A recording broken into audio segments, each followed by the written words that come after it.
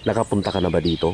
Sa Agpay, Eco Park? At samahan nyo ako sa isa na namang kwentong paglalakbay dito sa Pangasinan. Dito nga, sa bayan ng San Nicolas, hindi lang Maliko at Puyao River ang kailangan mong puntahan. Meron din sila ditong nakatagong lugar na napakaganda na tiyak magugustuhan mo. Mula sa bayan ng San Nicolas, medyo mahaba-haba din ng inyong lalakbayin bago kayo makarating dito. Pero di ka naman mababagot sa gandang tanawin at daanan dito. Dito nga pala ay meron silang 20 pesos na entrance fee at 10 pesos naman para sa parking. Napag-alaman nga namin na kapag taga rito ka ay wala kang babayaran. Kaya mapapasana all ka na lang. Hindi mo na rin kailangan mangamba pagdating sa parking.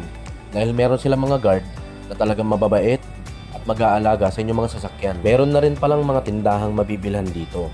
Hindi man ganun kakompleto, pero okay na sa iba't ibang pangangailangan ninyo. Sa pagpasok mo nga rito, bubungad sa'yo ang mapuno at napaka-preskong kalikasan na hinahanap mo. Hindi pa ito masyadong matao, kaya perfect ito para sa banding ng mga barkada mo. Nag-rent na rin pala kami ng aming table seat dito.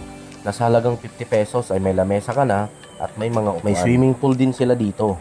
Kaya ikaw na lang mamimili kung saan mo gusto maligo. Hindi nga namin sinayang ang bawat minuto dahil gusto talaga naming masulit ang araw na to. Dito nga sa ilog na to ay naghunting kami ng mga alimango. Marami ka nga talagang mahuhuli dito dahil sa sobrang linaw ng tubig. Kitang-kita mo ang paggapang nila lalo na sa mga bato-bato. Down.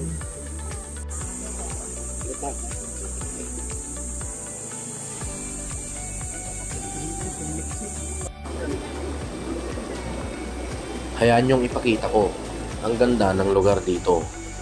Baka sa susunod, kayo na rin ang nandito. Pagpunta nyo pala dito, ay huwag kalimutang bumili ng yelo at tubig na may iinom dahil maliliit na mineral water lang ang mabibili mo dito. Inakyat din namin ang pinaka-highest point nila dito na sa taas ay napakaaliwalas at napakaluwang nito. Mas mararamdaman mo at makikita ang ganda ng lugar na ito. Sana sa mga darating pang mga taon, mas mapaganda pa nila ito at mapanatili ang kalinisan at yaman ng kalikasan. Kaya sa mga hindi pa nakakapunta dito, puntahan nyo na at sigurado mag-enjoy kayo dito.